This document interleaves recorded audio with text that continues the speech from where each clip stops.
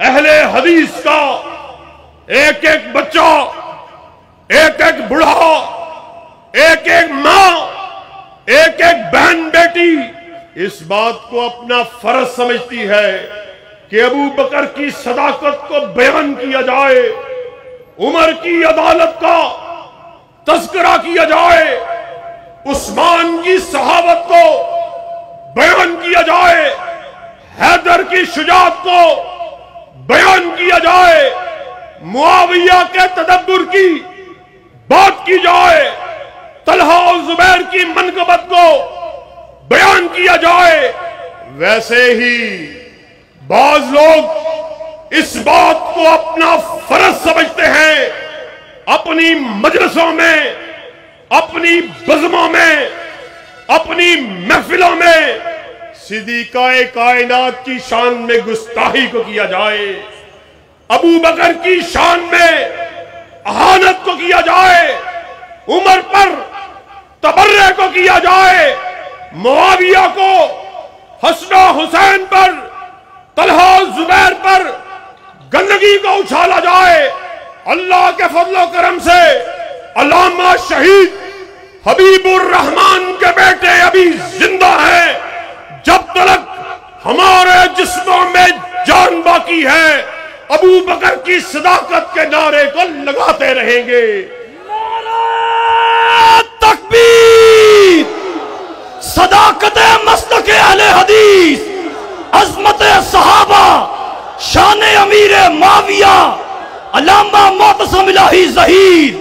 مرکزی جمعیت اہل حدیث پاکستان۔ اور مجھے بابا شہید کی وہ بات یاد آ گئی، انہوں نے ایک جلسہ عام سے تقریر کرتے ہوئے کہا تھا کہ اللہ کی قسم ہے اس زمین پر کبھی رحمت کی برکھا نہیں برک سکتی جس سرزمین پر ابو بکر و عمر کی توہین کو کیا جاتا ہو۔ اور آج تم ابو بکر کی، عمر فاروق کی،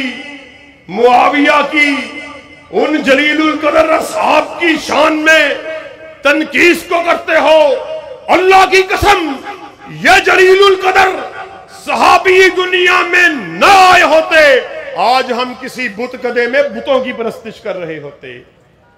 اور بات آئی ہے علامہ شہید کی تو سن لو،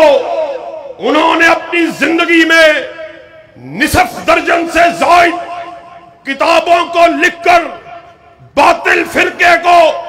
ننگا کر دیا۔ انہوں نے مخالف فرق کی اپنی کتابوں سے حوالہ جات کو اکٹھا کیا اور اس بات کو ثابت کیا ابو بکر و عمر، عثمان و علی، معاویہ، حسن و حسین، طلحہ و زبیر وہ پھولوں کا ایک گلدستہ ہے کہ جس کے ایک پھول کو بھی